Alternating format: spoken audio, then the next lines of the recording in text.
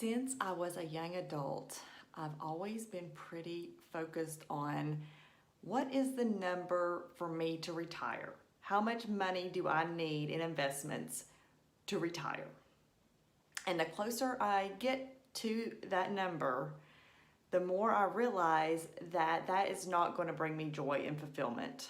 That I believe we are designed to contribute to life, and that really brings us joy. So now I ask myself, before I go to sleep, so that my subconscious can work on this for me, is what is my next right move for my authentic self to contribute to the world for the highest good?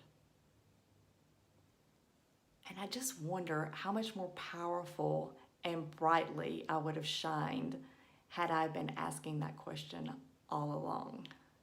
So the younger you are, the more powerful I think this question would be for you to ask yourself every day.